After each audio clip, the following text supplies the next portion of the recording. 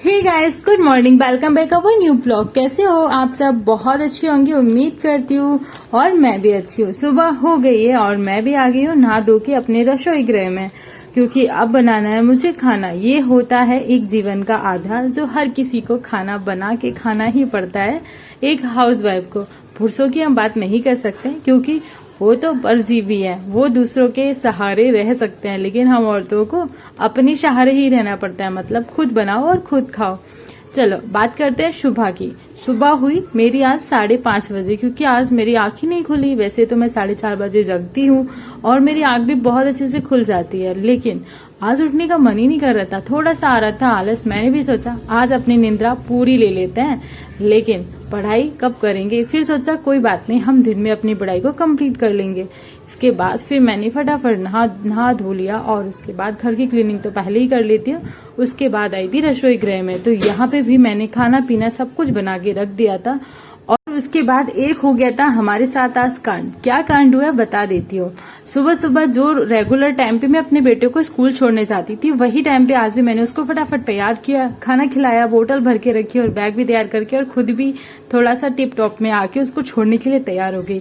सोचा फ्रेंड को फोन कर दूं, क्योंकि वो भी छोड़ने जाती है अपने बच्चे को। फोन करने से पहले जब मैंने फोन में मैसेज देखा तो मैंने कहा एक बार चेक कर लेती हूँ। जैसे ही ऑन किया तो उसमें ओम के स्कूल का टाइम चेंज हो चुका था, 12:30 से 5 बजे तक। मतलब मेरे तो धक हो गई। पता है क्यों? कि अभी तक तो मेरा बेटा बस 3.5 या 3 घंटे के लिए स्कूल में रहता था। अभी जब से छुट्टियों के बाद स्कूल जून में स्टार्ट हुआ तो बस 1.5 घंटे का स्कूल था, लेकिन अभी तो मैं टाइम देख रही हूँ 12:30 से 5:30 तक। मतलब उसको प्रॉपर 5 घंटे रहना होगा स्कूल में। मतलब अभी छोटा सा बच्चा है, थोड़ा सा टाइम कम भी कर सकते थे, लेकिन पूरे 5 घंटे की क्लासेस होंगी अब तो। अरे मुझे तो बस सुन के ही धक्का लगा था। भाई बेटे को तो वहां पे रहना भी है।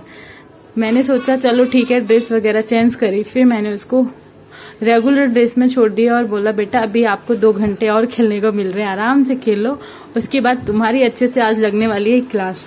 उसको मैंने बिठा दिया और मैं भी बैठ गई थी पढ़ने के लिए, क्योंकि मेरा सारा काम हो चुका था। और उसके बाद मैंने सोचा कि अपनी मैथ की क्लास यहाँ पे कंप्लीट कर लूँ, तो मैंने फटाफट मैथ की क्लास कंप्लीट करी। और एक सिस्टर का कमेंट आया था, बोल रही थी कि आप राकेश यादव सर से मैथ की क्लास लो, वो बहुत अच्छा पढ़ाते हैं। सिस्टर मेरे पास राकेश यादव सर की एक मैथ की बुक है जिसमें 5000 प्लस आई थिंक क्वेश्चन है, और काफी अच्छी बुक्स है, पढ़ने में भी काफी अच्छी है। बट मैंने उनकी ऑनलाइन कोई क्लास परचेस नहीं करी है और ना ही मैंने उनसे अभी तक पढ़ा है, तो उतना ज्यादा नहीं समझ में आता। लेकिन हाँ, उनकी एक हमारे पास एसएससी की क्वेश्चन आंसर की बुक है, तो बहुत अच्छे, मतलब बहुत सारे क्वेश्चन है उसमें, हर एक टाइप के क्वेश्चन कंप्लीट हो जाते हैं। तो मैंने लेके रखी हुई है, मेरे हस्बैंड ने मंगाई हुई थी, लेकिन मैंने उससे बहुत ज्यादा भी कवर नहीं किया उसको। मतलब मैंने बहुत ज्यादा अच्छे से नहीं पढ़ा है, क्योंकि फिलहाल मैं आरपीएफ की भी तैयारी कर रही हूँ, तो इस वजह से मैं ज्यादा फोकस एसएससी पे नहीं दे रही थी। और राकेश यादव सर की मैं वीडियोस देखूंगी, अगर मुझे समझ में आएगा तो फिर लूंगी। वैसे मैं जहां से ले रही हूँ, साहिल सर से मैं मैथ पढ़ रही हूँ, मैंने पेड क्लास ले रखा है। और उन्होंने आरपीएफ के लिए प्लस एसएससी, तो काफी चीजों के लिए उनका कॉम्बो क्लास चल रहा था, मैंने वही पेड लिया था और काफी अच्छा पढ़ा रहे हैं।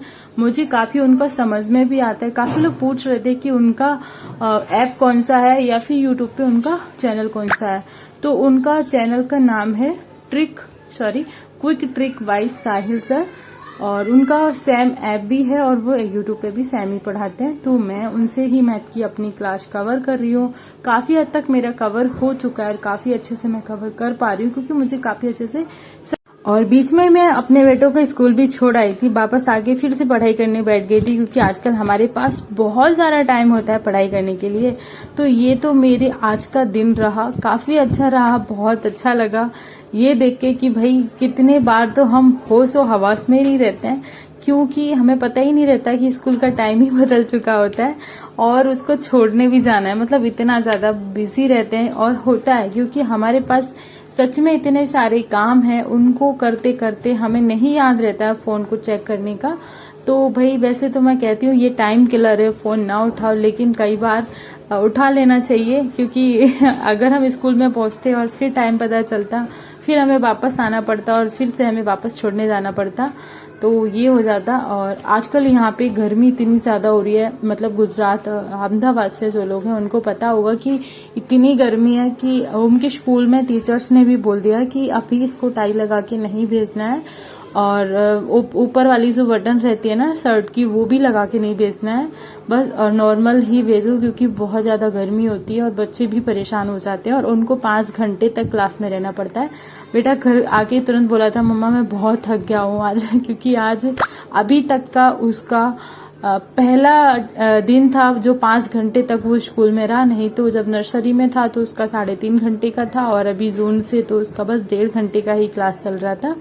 तो काफी लोड रहा, बट आदत हो जाएगी क्योंकि वो 1 साल तक पढ़ता रहेगा। उसकी आदत तो हो ही जाएगी, साथ में मेरी आदत भी हो गई है। मुझे भी बहुत ज्यादा टाइम हो गया, अब तो मुझे लग रहा है इस बार मुझे सिलेक्शन लेना ही है, क्योंकि बहुत ज्यादा लोड हो रहा है। मतलब इतना ज्यादा लोड हो रहा है, ऐसा लग रहा है कि अभी पढूं कब पढूं, मतलब समझ नहीं आ रहा कि क्या क्या पढूं और किस किस की तैयारी करूं, क्योंकि बहुत ज्यादा कंफ्यूजन हो जाता है कई बार कि अभी ये पढ़ना है या फिर जीएस पढूं कि मैथ पढूं या फिर रीजनिंग पढूं। बट हाँ ये है कि हाँ सब कुछ पढ़ना है, सब कुछ पढ़ना ही पड़ेगा।